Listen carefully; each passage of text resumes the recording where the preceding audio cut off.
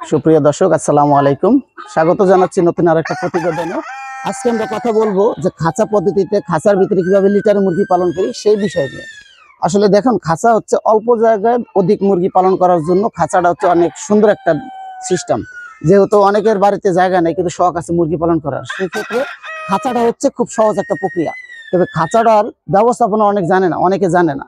দেখা যাচ্ছে আমাদের দেশে খাঁচায় অনেক আগে থেকেও মানুষ মুরগি পালছে, সেটা খুবই কম আকারে। এই খাঁচায় যে মুরগি পালন করা যায় আধুনিক ভাবে, এটার বিস্তার ঘটেছে কিন্তু শাকিল ফার্মিং এর শাকিল ভাই, এটা মানতেই হবে, কারণ সে এটার একটা প্রচার করছে, তার মাধ্যমে এটা ছড়াইছে। তো যাই হোক, এখন 3 বছর 4 বছর আগে আমিও তার দেখা দেখে এই খাঁচা বানাইছিলাম। এই খাঁচা কিন্তু তার ডিজাইনেই করা, যদিও তার সাথে আমার কোনোদিন কথা হয় নাই। তবে যাই হোক, তার ভিডিও দেখে আমি খাঁচা বানাইছিলাম, ট্রে সিস্টেমে মুরগি পালন শুরু করছিলাম। কিন্তু ট্রে সিস্টেমে পারলে কিন্তু সুবিধা অসুবিধা দুইটাই আছে।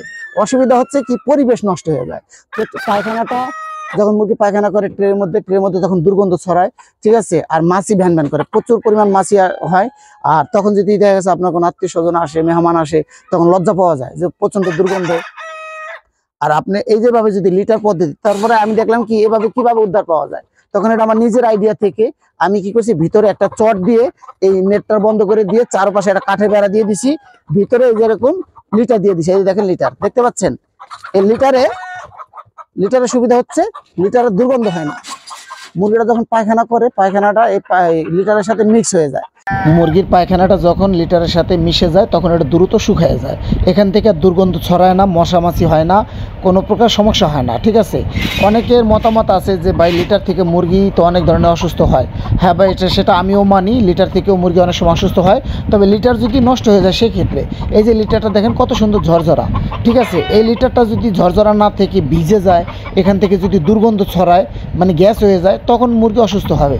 তো আপনি যদি চারোপাশে এরকম নেট দিয়ে খোলামেলা থাকে, সেখানে লিটার কখনোই গ্যাস হবে না, কারণ চারোপাশ দিয়ে বাতাস আসতেছে, এটার ভিতরে দুর্গন্ধ জমতেছে না, লিটার ভিজতেছে না, লিটারটা শুকনো থাকতেছে, যার কারণে এখানে রোগবালাই হওয়ার কোনো সম্ভাবনাই নাই বললেই চলে, ঠিক আছে। তো এটা হচ্ছে একটা মিনি শেড বলা চলে।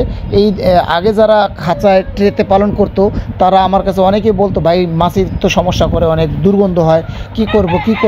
তখন তাদেরকে আমি আমার এই খাঁচার ভিডিও পাঠাই বা আমার ছবি পাঠাই, দেখে তাদের খুব ভালো লাগে। অনেকে সরাসরি আমার বাড়িতে আসে মুরগি পালন দেখতে, তারাও আমার এই খাঁচা দেখে খুব খুশি হয়, খুব ভালো লাগে তাদের। অনেকে আলহামদুলিল্লাহ এখন যার যার বাড়িতে নিজস্বভাবে এই আমার খাঁচা পদ্ধতির মতো এরকম লিটার ব্যবস্থা করে খাঁচা তারা বানাচ্ছে এবং কি খুব ভালোভাবে মুরগি পালন করতেছে। এই যে দেখেন, এগুলো হচ্ছে আমার টাইগার মুরগি।